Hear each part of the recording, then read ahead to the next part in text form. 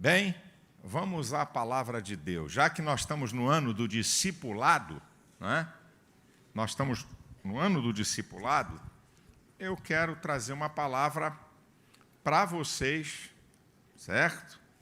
Que tem a ver com isso. É uma palavra bem simples, mas pedagógica para você. Abra sua Bíblia em Isaías capítulo 6, versículo 8. É um texto célebre, conhecidíssimo.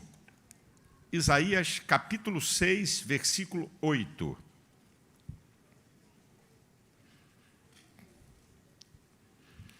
Isaías 6, 8 diz assim a palavra do Senhor. Depois disto, ouvi a voz do Senhor que dizia: a quem enviarei e quem há de ir por nós? Então disse eu: eis-me aqui, envia-me a mim.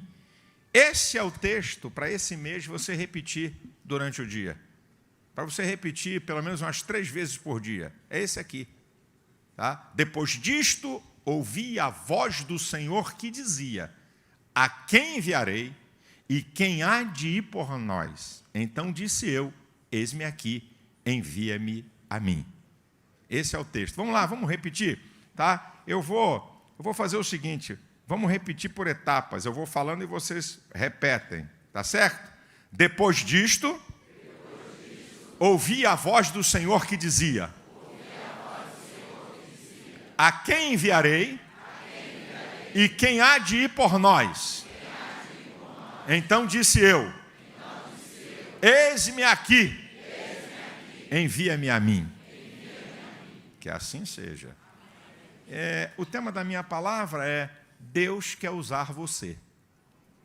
Dá para você dizer para quem está aí do seu lado, direito, Deus quer usar você.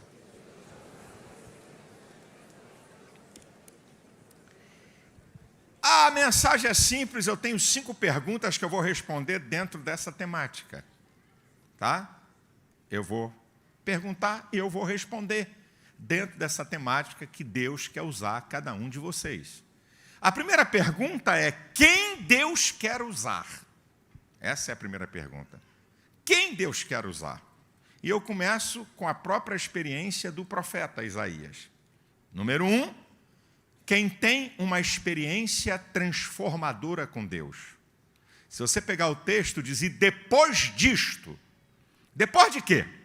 Depois que ele vê a glória de Deus, depois que ele é impactado e confessa o seu pecado, depois que ele é tocado pela glória de Deus, depois disso, depois dessa experiência, é que ele está pronto para poder ser enviado, para poder ser usado.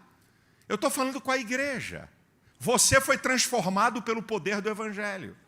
Você conhece e tem a experiência de que Jesus perdoa pecados, liberta, muda a vida. Então, quem Deus quer usar? Você, porque você tem que Deus quer usar. Quem está disposto a ouvir a sua voz? Uma experiência com Deus. Número 2, quem é Deus? Deus quer usar? Quem está disposto a ouvir a sua voz? Depois disto, ouvi a voz do Senhor. Se você não quiser ouvir a voz do Senhor, você pode estar até ouvindo com o ouvido, mas não ouvindo com o teu ser, para você praticar. Não é? Quem é que Deus quer usar? Quem está disposto a ouvir a voz de Deus. Deus tem falado aqui. Não é? Deus tem me usado para alertar a igreja, para falar para vocês. Nós temos uma temática, o ano do discipulado. Eu estou aqui batendo na tecla. Meu irmão está discipulando quem? Você está pregando o evangelho para quem? Mas se você não quiser ouvir, meu irmão, Deus não vai te obrigar a uma coisa que você não quer. Você não quer ouvir? Então o que vai fazer? Terceiro, quem é que Deus quer usar? Quem quer. Eu não vejo Deus obrigar ninguém. Olha, se eu não te usar, eu vou enviar um anjo com uma espada de fogo e vou cortar o teu gogó. Anjo com espada de fogo faz sucesso no meio pentecostal, né? Mas Deus não obriga ninguém. Quando Jesus chamou os 12, em Mateus capítulo 4, a partir do versículo 18, Jesus chega, né? Está lá, Pedrão e seu irmão André, lançando redes ao mar. Ei, vem aqui, eu quero fazer de vocês pescadores de homens. E o texto é tão interessante. E logo, eles seguiram a Jesus. Mais adiante, Jesus encontra com 2 irmãos e pai, Tiago e João e o pai Zebedeu. Estão consertando as redes no barco. Vocês querem me seguir? E lá diz uma outra palavra, imediato. Jesus também faz um convite. Olha, eu quero... Imediatamente, eles deixaram o barco. Ninguém arrumou desculpa. Sabe? Ninguém arrumou, algum argumento para não fazer o trabalho. Deixa eu dizer uma coisa para vocês que não vale só para a pregação do evangelho, não. Vale para tudo na vida. Quando você quer fazer alguma coisa, você toma atitudes. Quando você não quer fazer, você arruma desculpa. Essa aqui é uma verdade para a vida. Não estou falando só de evangelho, só de pregação. Já que eu estou aqui inserido nessa questão, a verdade é que se você não quer pregar o evangelho, você arruma uma desculpa. Arruma uma desculpa. Agora, se você quer fazer, você toma atitudes. Você evangeliza, você fala de Jesus, você discipula pessoas, que começa até na sua casa. Então essa que é a verdade. Quem Deus quer usar é quem quer.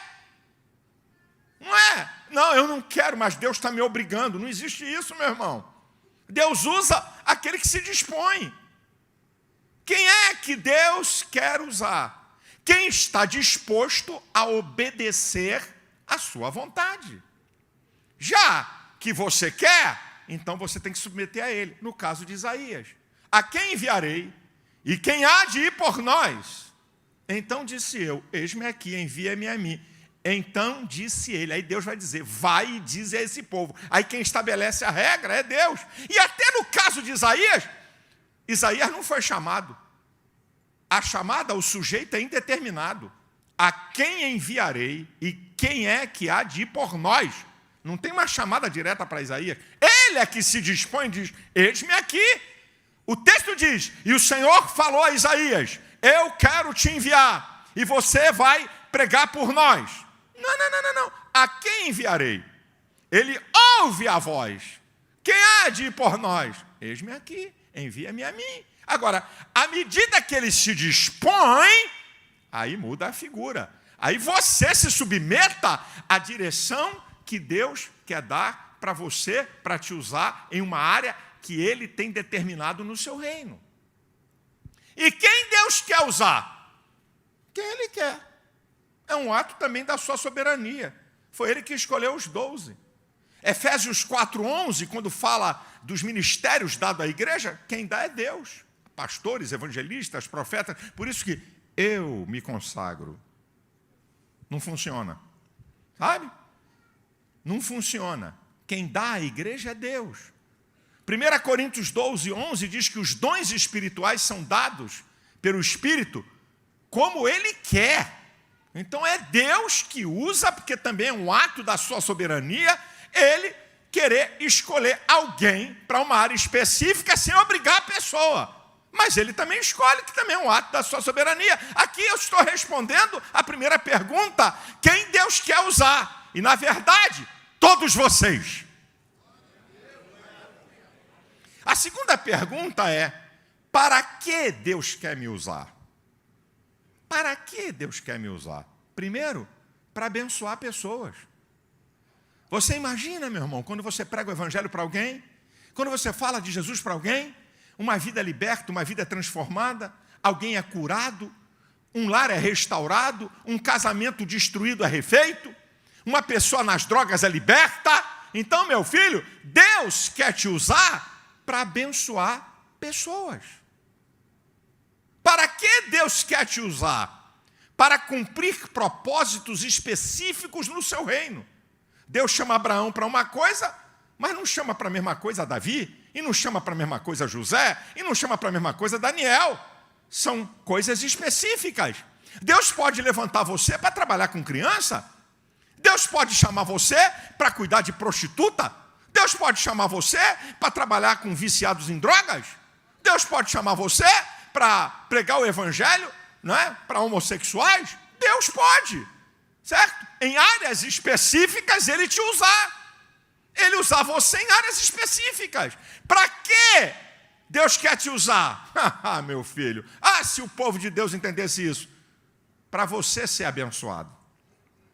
Todas as pessoas que Deus usou foram abençoadas pelo seu próprio chamado. Abraão. Foi abençoado ele, sua família. José foi abençoado porque ele foi governador. Olha o cargo, olha o status que ele possuía. Davi usufruiu do palácio, foi rei. Daniel foi primeiro-ministro de 3 imperadores. Então, o princípio, meu irmão, que você tem que entender é que quando você se dispõe a fazer algo para o reino de Deus, você é abençoado. Por isso que eu estou batendo aqui na tecla de Mateus 6,33. Mas buscai primeiro o reino de Deus e a sua justiça, e todas essas coisas vos serão acrescentadas. Isto é, quando você prioriza o reino, e não há coisa mais importante no reino do que pregar o evangelho discipular, você vai ser abençoado nas outras áreas da vida, na vida material, na vida emocional, na vida pessoal, psicológica. Por quê? Porque quando você se dispõe a obedecer, quando você se dispõe voluntariamente a se dar pelo reino, você é diretamente abençoado pela sua decisão. A terceira pergunta é: aonde Deus quer me usar? Em Marcos 16,15 diz: ide por todo mundo. Mas em Atos 1,8 ele especifica algo que é importante. Mas recebereis o poder do Espírito Santo, que há de vir sobre vós, e ser-me-eis minhas testemunhas em Jerusalém, Judeia, Samaria e confins da terra. Aqui tem uma coisa muito simples, mas importante. Jerusalém está falando da cidade, está falando do bairro, está falando do lugar que você trabalha, está falando da interação da sua família, das pessoas que cruzam com você. Eu disse aqui, estou repetindo, ninguém aqui que é membro dessa igreja tem uma desculpa: pastor, onde é que Deus vai me usar? Meu Deus, como é que vai ser isso? Todo mundo aqui tem um campo missionário. Sua casa, sua família, lugar que você mora, lugar que você trabalha, lugar que você estuda, pessoas que interagem com você na vida. Lá, não adianta chamar pastor Silas Malafaia, porque lá você é o pastor Silas Malafaia. Não adianta você chamar T.D. Jakes, o maior pregador da atualidade. Você lá é o T.D. Jakes. Deus conta com você na tua casa, no meio da tua parentela. Deus conta com você no bairro que você mora, na rua que você mora, no edifício que você mora, no lugar que você trabalha, no lugar que você estuda, e as pessoas que cruzam com você. Isso é Jerusalém. Judeia é a nação. No Brasil, qualquer lugar do Brasil. Mas Samaria tem um dado interessante. Samaria está falando de outras raças, está falando de outros povos, e está falando de gente que nós não gostamos.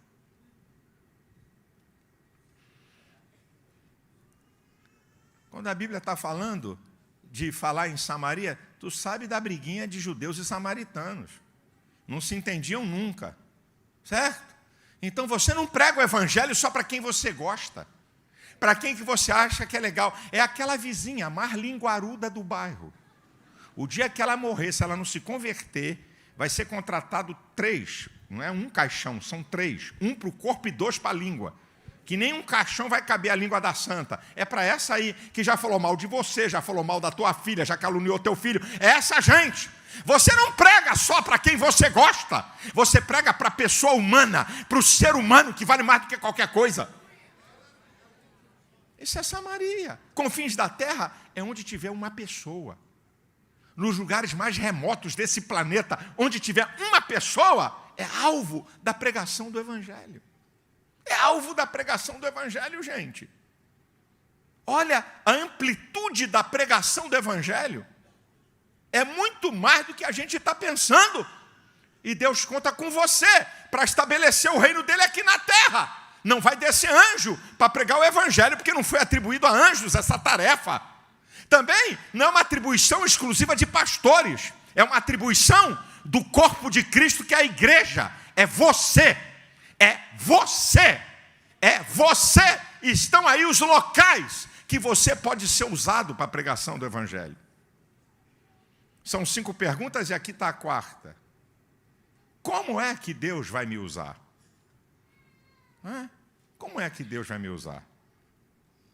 Em Mateus capítulo 10, quando Jesus enviou os 12, ele disse, olha, eu vou dar a vocês poder sobre enfermidades e vou dar a vocês poder sobre demônios. Ah, pastor, mas isso aí foi para os 12. Mas em Lucas 10 ele envia 70, então isso representa todos os discípulos. Que vos dou poder sobre serpentes. E no versículo 19 está dizendo, eis escorpiões, tá? E sobre toda a força do mal, e nada vos fará dano algum. Ide por todo mundo e pregai o meu evangelho. Quem crê e for batizado será salvo, quem não crê será condenado.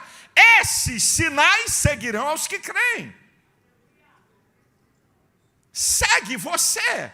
E quando Jesus fala em Mateus 28, 20, eis que estou convosco todos os dias. E ele está falando quando ele está terminando uma instrução de quê? De você discipular, de você batizar, de você aprofundar pessoas, dizer assim, eu vou estar com vocês. Então aqui tem uma coisa, meu irmão, e eu quero ser profeta de Deus, porque eu não estou inventando, nem falando frase de efeito. Quando o povo se dispõe a evangelizar, você pode se preparar. Deus vai usar você para curar enfermos, Deus vai usar você para expulsar demônios, Deus vai usar você para operar milagres. Não é o irmão que tem dom, não é o irmão que tem uma santidade. Não. Você vai orar por doenças incuráveis e elas vão desaparecer.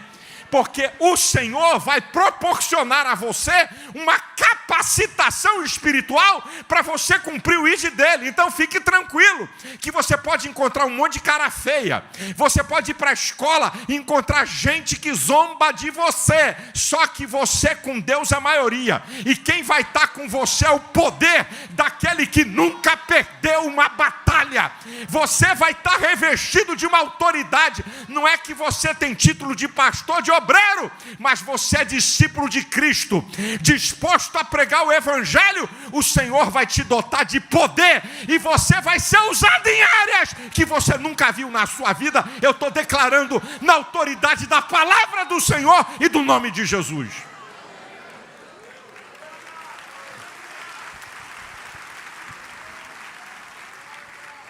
Se tem alguma coisa que você não tenha que ter dúvida de que Deus deixou você sozinho para te virar, é quando você está pregando o evangelho. É quando você está semeando a palavra. É quando você está falando de Jesus. Você pode ficar tranquilo. Pode ter a capetada que for contra você. Pode se levantar toda a universidade contra você. Pode se levantar todo o setor de trabalho contra você. Você vai prevalecer. Você vai prevalecer. Porque quem vai estar com você é o poder daquele que te enviou. Você não prega o evangelho no teu nome. Você não prega o evangelho da tua religião. Você prega o evangelho que é poder de Deus. Poder de Deus para salvar todo aquele que nele crê. A quinta pergunta é: quando Deus quer me usar? Quando Deus quer me usar? Vou beber um pouquinho d'água.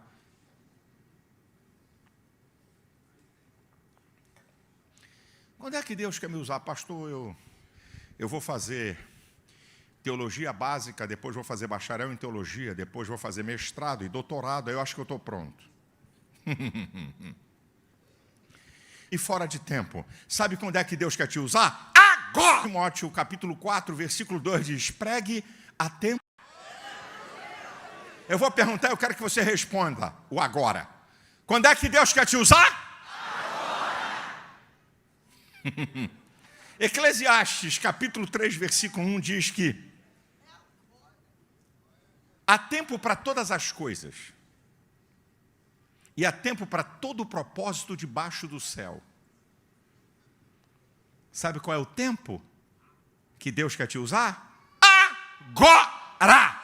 Pergunto, quando é que Deus quer te usar? Agora presta atenção a essa passagem aqui, que é um pouquinho, eu vou me estender um pouquinho nela, de João 4,35. Jesus vira para seus discípulos e diz assim, vocês estão dizendo que faltam 4 meses para a colheita. Eu, porém, vos digo, levantai os vossos olhos e vede que há seara, que há terra, que os campos estão brancos para a colheita. Olha que coisa interessante Jesus está dizendo. levantai os vossos olhos. Quando você está olhando para baixo, você só consegue ver o lugar que você está. E esse é o problema da igreja de hoje. E quando eu digo igreja, eu falo de mim e estou falando de você. Olhos baixos, você só vê o lugar que você está. A sua igreja, a sua família, seus interesses pessoais. Esse é o problema. Esse é o problema da igreja hoje. Nós estamos olhando para baixo. É o departamento que nós trabalhamos na igreja. É o culto que eu vou. É o coral que eu canto. É o setor da igreja que eu trabalho. Meus interesses da vida, olhando para baixo. Quando você levanta seus olhos, você vê além de onde você está. É o que Jesus está dizendo para eles. Vocês estão tão afeitos ao lugar que vocês estão, que vocês não conseguem ver um pouquinho à frente, que está tudo preparado. Essa aqui é a questão, gente. Essa aqui é a questão, meus irmãos. O problema é que nós estamos de cabeça baixa, olhando para o lugar que a gente está. Olhando para as nossas dificuldades, ou para as nossas alegrias, ou para os nossos sonhos, ou para os nossos objetivos egoístas, ou para o culto da igreja que eu estou. Levantai os vossos olhos. Olhe além de onde você está e veja que tudo está preparado. Que essa é a hora. Que daqui a pouco a trombeta vai soar, minha gente. Meu irmão. Daqui a pouco a trombeta vai soar. Quando é que Deus quer te usar? A metade já ficou. Vou perguntar de novo. Quando é que Deus quer te usar? Agora, olha o que Paulo diz em Romanos 13:11. Isto digo conhecendo o tempo, que já é hora de despertarmos do sono, porque a nossa salvação está mais perto de nós do que quando abraçamos a fé. Paulo está dizendo, eu conheço o tempo, eu conheço a hora. Será que nós não estamos reparando os sinais que a qualquer hora Jesus vem? Em Mateus 24:36 diz, como nos dias de Noé, assim será a vinda do Filho do Homem. O que são os dias de Noé? Depravação moral em alto e insuportável grau. O que nós estamos vivendo hoje? Depravação moral em alto e insuportável grau. É o que nós estamos vivendo hoje, minha gente. Olha o que Paulo diz em 2 Timóteo 3:1. Começa no versículo 1. Nos últimos dias haverão tempos trabalhosos, porque nós vamos ter homens amantes de si mesmo, sem afeto natural, traidores, obstinados. Aí vem uma lista. O que a gente está vivendo? Se mata ser humano como se mata mosquito, meu irmão. E nós estamos achando que isso é normal. O que isso é? Interesses pessoais, se destrói reputação, se destrói pessoas, se mata por qualquer bobagem. Uma depravação em alto grau que nós estamos vivendo. Agora, para nós, quando Paulo diz em 1 Timóteo, capítulo 4, versículo 1, nos últimos dias, o Espírito expressamente diz que muitos apostatarão da fé, dando ouvido a espíritos enganadores e doutrinas de demônios. Escuta isso aqui, irmãos. Vamos classificar essa brincadeira aqui. Espíritos enganadores. Demônios que fazem coisas similares que acontecem no reino de Deus. Espíritos enganadores. Demônios que se transformam em anjo de luz, se passam por anjo de luz para enganar pecador? Não. Para enganar quem está dentro da igreja. Para enganar quem conhece o evangelho, revelações, profecias. E gente seguindo. Uns caras na maior bandidagem e cachorrada. Mas profetiza? Tem visão? Tem revelação? Faz até fila para entrar na igreja dos caras. O que é isso, gente? Espíritos enganadores. Agora a coisa piora. Doutrinas de demônios. Está falando de teologia. Aqui a coisa é pior. Escute isso que eu vou te dizer. Em Atos, capítulo 3, quando o paralítico foi levantado à porta do templo, que houve um alvoroço danado, os principais religiosos do povo judeu não se importaram. Fizeram um alvoroço, porque um paralítico andou. Quando é que os principais religiosos judeus ficaram preocupados? Você inicia em Atos 4. A elite religiosa ficou preocupada quando os discípulos ensinavam ao povo. Porque quando você ensina, é porque alguém aprende e vai mudar a mentalidade. Então, a preocupação da elite farisaica não foi com o milagre, porque o milagre é a experiência de quem recebeu o milagre, os outros só viram o milagre, mas o ensino é pessoal. Então, eles se condoeram muito, está lá no capítulo 4, versículo 2, porque os discípulos ensinavam o caminho, doutrina. E nós estamos vendo hoje, gente, o que está acontecendo com o evangelho hoje. O que é que estão pregando? Estão dinamitando a verdade do evangelho na maior cara de pau. E igrejas até que tem nome, que tem multidão, tem luz, louvor top, pregação bonita, mas não combate pecado, não denuncia pecado. Os caras vão para a igreja, bacana, o culto, bacana, o culto extraordinário, o culto tem mensagem, mas ninguém é confrontado a viver uma vida santa, a viver uma vida em obediência da palavra. E quando sai de lá, ok, o rapazinho leva a menina para o motel, a namorada, mas vai na igreja, é membro da igreja. A menina gosta de menina e não tem problema, o rapaz gosta de rapaz e não tem problema, o cara tem 3 mulheres e não tem problema, não tem problema. Veio aqui, deu a grana, deu o dízimo, deu a oferta, levantou a mão e chorou, tá bom, o que é isso? Não há compromisso com o evangelho, não há compromisso com a verdade do evangelho, um evangelho que não muda, um evangelho que não transforma, um evangelho que não liberta.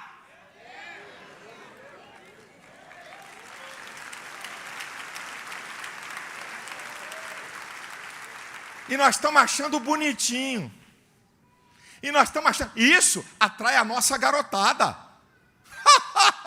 Isso atrai a nossa garotada. Poxa, afinal de contas, não tem impedimento nenhum. Eu gosto de menina e estou lá na igreja. Eu gosto de menina e estou lá. Eu transo com a minha namorada e não tem nenhum problema, porque ninguém me questiona nisso. Não há nenhum problema. Não há nenhum problema com a pureza do evangelho e as doutrinas da palavra. Não há problema, pode ver na vagabundagem, na cachorrada, na safadeza, que não tem problema. Essa é a questão de hoje. O que é isso? Você quer que dê o nome de quê? Essa é doutrina de demônio, meu irmão. Minando os fundamentos do evangelho. O que é o evangelho? Se alguém está em Cristo, nova criatura é. As coisas velhas se passaram, eis que tudo se fez novo. O evangelho é transformador, o evangelho é libertador, o evangelho muda a eficácia da vida, o evangelho muda o comportamento da pessoa, o evangelho transforma a pessoa para uma pessoa. Isso é o evangelho! Eu pensava que eu só ia pregar para pecador. Eu pensava que eu só tinha que pregar para pecador. Não, pregar para pecador para aceitar Cristo. O crente sabe os padrões. Meu irmão, há uma multidão rasa. Há uma multidão rasa na igreja que não sabe os fundamentos do evangelho. Que Jesus é o único salvador, que o homem é pecador, que tem que haver confissão, que tem que haver arrependimento, que Jesus transforma radicalmente a vida do homem. Que Deus é um Deus trino, que a palavra de Deus é verdade. Essa gente está vivendo um evangelho raso, de oba-oba. E, gente, eu estava ouvindo, rapaz, o cara é cabeção agora no carnaval. Não é um pastor do oba-oba, um cara que tem teologia. Publicou no seu site, dando parabéns à escola de samba, que esculhambou com Jesus. Um pastor. E não é pastor raso. Não é pastor medíocre. Cara que conhece textos originais. Conhece e domina o inglês, onde você tem um conhecimento gigantesco teológico. Para você ter uma ideia, o material em inglês é 30 vezes mais do que a gente tem na língua portuguesa, sobre qualquer área da teologia. É uma profanação, minha gente! E o cara é pastor e é influência. O cara vem e me bota um artigo fazendo elogios. Cabeção. Quando começou a dizer, esse mesmo cara com outro que é cabeção, os dois são discussão sobre casamento gay, os dois colocaram. O povo evangélico tem que entender que isso é um direito civil. O camarada, isso é um direito civil. Quando eu li aquilo, eu disse, na primeira vista, o argumento está certo. É um direito civil. Essa não é a questão. Eu disse, Senhor, abre a mente aqui do teu servo, para me dar uma resposta para isso aí. Aí o Espírito Santo, meu filho, acima dos 18 anos, ter relação sexual com quem quiser é direito civil. Acima dos 18 anos, tomada número 1 a 51, também é direito civil. Acima dos 18 anos, você tiver qualquer tipo de relação sexual do jeito que você quiser, com quem você quiser, é direito civil. Só tem um detalhe. Estão dando o nome de direito civil àquilo que a Bíblia mostra que é pecado. Aqui é que está o problema. Eu não estou aqui para impedir ninguém acima de 18 anos ter relação sexual com quem quer que seja. Eu não tenho aqui autoridade para impedir isso. Quer dizer, então, na lei do reino é pecado. É um direito civil, nós vamos nos sucumbir e nos submeter. Não vos conformeis com este mundo, mas transformai-vos pela renovação do vosso entendimento. Então, nós aceitamos aquilo que a sociedade diz, não, isso aqui é normal. Daqui a pouco a pedofilia também vai ser direito civil. E aí, como é que fica? Aqui é que está a questão. Nós não estamos falando aqui de direito civil. Eu estou falando aqui da lei do reino. O nome disso é pecado. Ter relações fora do casamento, ter relações entre solteiras é pecado. Ter relações homossexuais é pecado.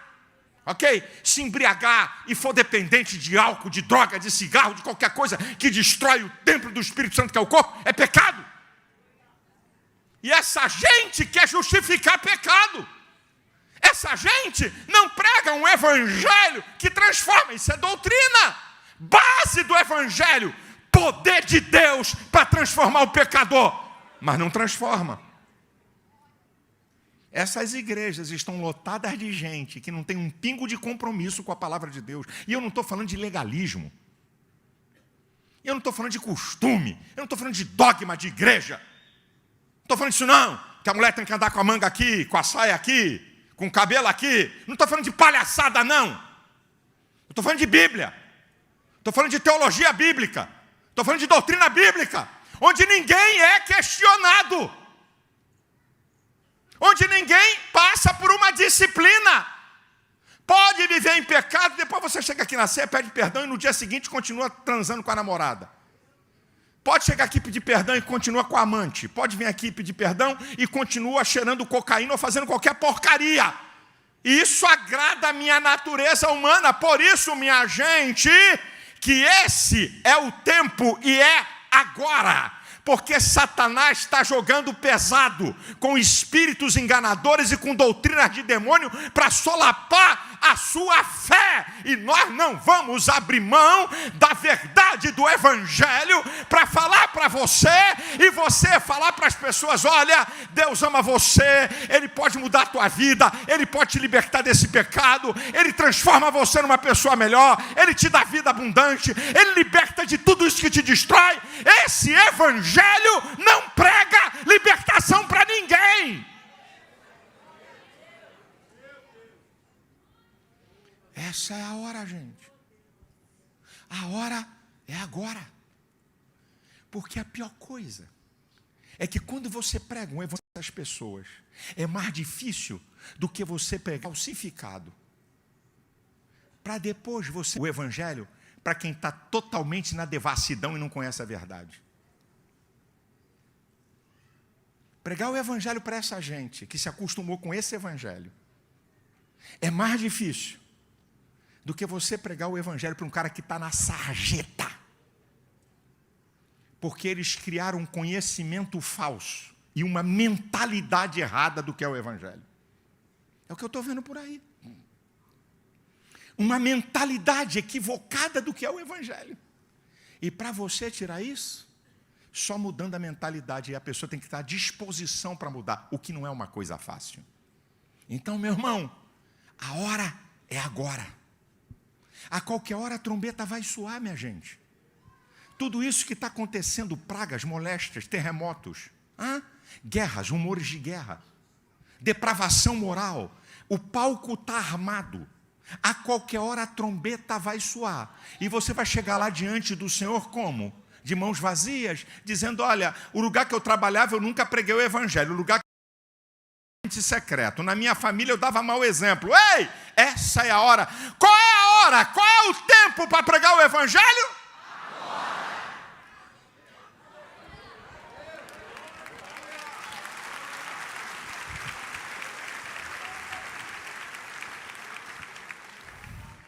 Quem Deus quer usar?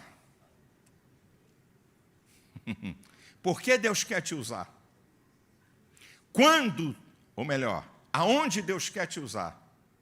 O que Deus faz para te usar? E quando é? Quando é que Deus quer te usar? É agora. Eu vou fazer uma coisa aqui no final, que eu fiz alguns anos atrás. Só que a última vez que eu fiz isso, nós já inauguramos mais de 30 igrejas. Da última vez que eu fiz isso aqui. E fora ter inaugurado mais de 30 igrejas, quanta gente veio para cá ou se converteu? Então, eu quero liberar uma palavra para te confrontar e também, ao mesmo tempo, ser uma palavra profética. Eu quero que os homens fiquem de pé. Homem, de pé. Alguns vão levantar umas 3 vezes. Não tem problema. Eu quero primeiro liberar uma palavra para você. Eu quero dizer para você que o primeiro campo missionário seu é a tua casa. Deus te colocou como autoridade não para botar o pé no pescoço da tua mulher e não para você mandar. A autoridade é aquele que trabalha para promover, para proteger. Isso é o papel da autoridade. Proteção, promoção, provisão, lei, ordem, coesão e liderança. A sua família olha para você, esperando de você a direção. Sabe qual é o grande problema hoje de jovens e adolescentes? É a figura paterna. Você não tem ideia do problema e da insegurança de jovens e adolescentes por causa da figura paterna. A omissão da figura paterna, porque é muito fácil entregar um celular, um brinquedinho na mão do filho, porque sai do teu lombo. Mas Deus chamou você para exercer liderança na tua casa, para trazer a sua família para os pés do Senhor. Seus filhos esperam a tua autoridade, não você fazer tudo o que eles querem. Você não tem ideia do seu papel e da importância do seu papel. Deus fez você moço, você que é mais jovem, para construir uma família. Porque o homem, isso é provado sociologicamente, cientificamente, o homem que não tem uma família para cuidar, ele está perdido na sociedade. Deus quer usar você. Deus quer usar você primeiro para ganhar a sua família. E Deus quer usar você para você ser uma influência na tua casa. Para que teus filhos e tua esposa amem ao Senhor, porque vê em você um padrão. Recebe essa palavra aí, meu filho. Deus quer te usar poderosamente. Você é um homem.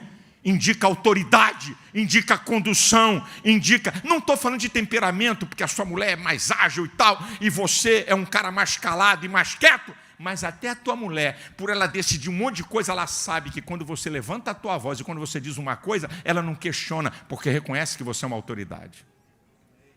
Pode se assentar. As mulheres de pé. Sentaram os feios, agora as bonitas. Homem é um bicho feio demais, sangue de Jesus. Olha as irmãs como é que são bonitas. Eu quero declarar para você, vocês não sabem, minhas queridas, vocês são poderosíssimas. Você não tem ideia. Por que você acha que a Bíblia diz que a mulher sábia é que edifica a casa? Significa que a mulher edifica ou solapa a autoridade do homem. O machão que manda pra caramba, o machão fortão, que grita mais alto, você tem o poder de solapar essa autoridade. É a mulher que edifica ou solapa. Você foi feita não para ter filhinhos especiais e preferenciais. Você não foi feita para fazer teu filho substituir o lugar do teu marido. Ou porque é um zero à esquerda, ou porque ele já morreu, ou porque separou de você. Você não foi feita para prender filho homem. Você não foi feita, sabe, para causar desordem na sua casa, porque quem traz o equilíbrio emocional na casa é a mulher. Você foi feita para ser uma mulher vitoriosa. Você foi feita para ser exemplo para outras mulheres, para que outras mulheres sejam atraídas a entender o que significa ser uma mulher de Deus, uma dona de casa, o que significa ser uma esposa. Por mais funções que você tenha na vida, Deus quer usar você, minha irmã. Deus quer usar você na tua casa, Deus quer usar você para outras mulheres, Deus quer usar você para seu marido. Você não sabe como você é de uma importância para que um homem seja positivo e acredite, mesmo quando ele está em dificuldade ou quando ele está em crise. Você não tem ideia do seu valor. Eu declaro que você é uma mulher vitoriosa, especial, para ser usada por Deus. Pode se assentar. Agora começa a repetição de gente em pé. Jovens e adolescentes, sejam rapazes ou moças, de pé. Jovens e adolescentes. Olha que exército. Será que você pode dar um aplauso para essa garotada toda?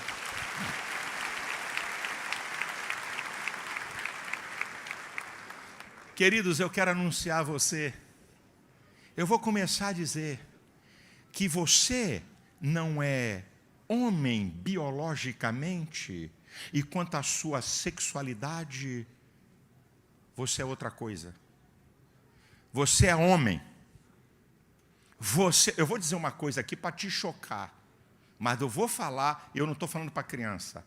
Até homem que bota seio, até homem que tem cara de mulher, que bota silicone em coxa, em bunda e sei lá onde, para se parecer com mulher, até esse tem ereção.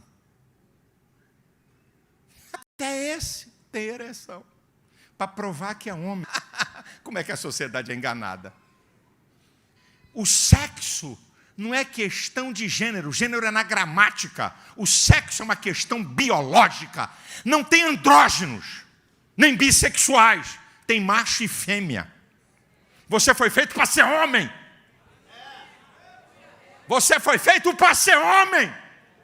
E não para duvidarem da sua masculinidade, caso alguém aqui tenha sido paparicado muito pela mãe e tenha um jeito adamado. Eu vou aqui profundamente para dizer para você, talvez tenha aqui alguém, e eu quero dizer para você, que você pode ter um jeito, até pela tua criação, mas você é homem! Não deixe ninguém duvidar da sua masculinidade. Você foi feito para se realizar com uma mulher, e você, minha filha, você é fêmea. Homem que tem relação com homem, e mulher que tem relação com mulher, é depravação moral. Não é definição. Não existe definição para transgênero. É transgênero, continua homem. Toda a sua estrutura física, biológica, mental é de homem. Toda a sua estrutura hormonal é de mulher. Ok? Você tem uma genitália diferente. Você tem hormônios diferentes e você menstrua. Você foi feita para se casar com homem. E eu declaro aqui para você, como teu pastor e como profeta, você vai fazer a diferença nessa geração. Deus quer usar você de maneira poderosa para mudar a cabeça dessa geração. Você não vai ter medo de professor esquerdopata nem de ateu, e nem que todo mundo na tua sala de aula deboche. Quem está contigo é maior, e você vai atrair gente para Cristo. E Deus tem princesa para você, meu filho, e tem príncipe para você, minha filha. Você foi feito à imagem e semelhança de Deus. E na imagem e semelhança de Deus só cabe macho e só cabe fêmea. E quero dizer mais uma coisa para vocês. Se o tempo precioso de vocês é só para a internet, o máximo que você vai ter é informação e nunca conhecimento. Você vai ser um zero na sociedade. Porque conhecimento não se adquire com 1, 2 ou 3 horas de celular. Conhecimento se adquire com pesquisa, com tempo, com estudo. E se você quer treinar teu cérebro apenas para informação, você nunca será capaz para coisas grandes da sociedade. Você nunca vai ser capaz de ser destaque na sociedade. Você vai ser um restolho. E mais um.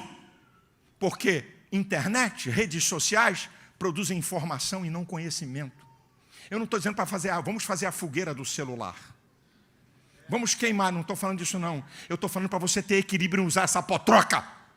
É isso que eu estou falando. Para buscar conhecimento, porque você foi levantado para fazer diferença na cultura, na educação, no comércio, no empresariado, no executivo, no legislativo, no judiciário. É lá, Deus está levantando uma geração para você ocupar cargos importantes, para você ser gente poderosa nessa nação. Eu declaro, a Bíblia diz, moçada, vocês são fortes. Ei, jovens, eu escrevo a vocês, porque vocês são fortes, porque a palavra de Deus habita em vocês, e vocês já venceram o maligno. Vocês não vão ser derrotados por essa sociedade podre sem Deus. Deus levantou você para fazer a diferença. Receba essa palavra em nome de Jesus. Se assentem. Penúltimo grupo que eu vou levantar, presta atenção. Você é pai e mãe e seu filho é criança e está aqui no departamento. Eu não vou chamar as crianças para eu poder liberar uma palavra. Eu vou liberar uma palavra para teus filhos a partir de você. Você que é pai e mãe e tem filhos menores, levante. Fique de pé. Teus filhos estão aqui? Você tem filho menor? Você sabe o que eu faço? Eu quero liberar uma palavra para teus filhos a partir disso, nas minhas orações. Eu e minha esposa fazemos nas nossas orações declarações que 95% das minhas orações estão lá. Eu tenho declarado assim: na minha geração não vai ter pedófilo, na minha geração não vai ter corrupto, na minha geração não vai ter adúlteros, na minha geração não vai ter gente que se prostitui, na minha geração não vai ter homossexuais. A minha geração serão de homens e mulheres de Deus cheios do Espírito Santo. Eu declaro, meus netos, príncipes do Senhor, eu declaro que você não vai perder teus filhos para vão casar com princesas do Senhor. Minhas netas vão... Teus filhos não vão ser perdidos para universidades. Filhos aí que vão ser pastores. No meio de filhos não vão ser perdidos para depravação. No meio de aí que vão ser gente de influência na sociedade. Gente que vai investir no reino. Gente que vai ser chamada. Eu declaro que o Senhor protege e blinda a tua família. Livre os teus filhos da mão de satanistas. Livre as suas crianças da mão de pedófilos. Quando eles virem, há uma proteção, há um anjo, há o sangue de Cristo cobrindo e guardando a tua família. Você não vai perder a tua geração para o mundo. Eu declaro em nome de Jesus, amém. Pode se assentar. Eu falei penúltimo, não, tem mais 2. Obreiros, pastores, diáconos, diaconisa, pastoras de pé. Obreiros. Oh, essa classe. A elite da igreja, mas não é elite para sobressair, no sentido de que são mais especiais. Elite que eu digo de responsabilidade. Eu quero declarar sobre a sua vida e seu ministério que você vai ser usado como nunca para a glória do nome do Senhor. Eu declaro que você é obreiro de excelência. Eu declaro que você é um ministro do Evangelho, comprometido com a verdade do Evangelho, e que Deus vai usar você poderosamente. Eu declaro que você vai servir a Deus com alegria e com prazer, e não como uma obrigação imposta. Eu declaro aqui obreiros de verdade, cheios do Espírito Santo, para fazerem a obra de Deus. Receba aí a palavra em nome de Jesus, e a igreja toda de pé.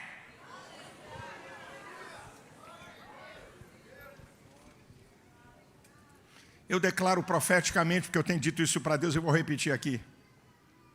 Eu declaro que eu não vou ser pastor de um bando de religiosos. Eu vou ser pastor da igreja do Deus vivo. Eu declaro que Deus vai surpreender vocês com coisas extraordinárias que não chegou ao coração de vocês, devido ao compromisso com o reino, devido a você se dispor no reino de Deus. Te prepare, vem uma chuva. Se prepare, vem um novo tempo. Se prepare, Deus vai abrir portas para você. Deus vai fazer coisas extraordinárias nessa igreja para a glória dele. Eu declaro aquilo que está lá em Atos 17:30. Esses que têm alvoroçado o mundo chegaram até nós. É você. Você vai alvoroçar o lugar que você mora, o lugar que você trabalha, o lugar que você estuda, no meio da tua família. Deus vai usar você poderosamente. Te prepare. Que aquilo que você não pensa, aquilo que não tem chegado ao seu coração, te prepare que Deus tem novidade para você e para a tua casa. Te prepare que Deus tem milagre para a tua família. Eu declaro que você vai entrar no céu com a tua família. Eu declaro a bênção de Deus sobre você. Eu declaro uma igreja que está em alerta e que entende que essa é a hora de manifestar Cristo ao mundo. Eu declaro o poder de Deus para a tua vida. Receba essa palavra em nome de Jesus.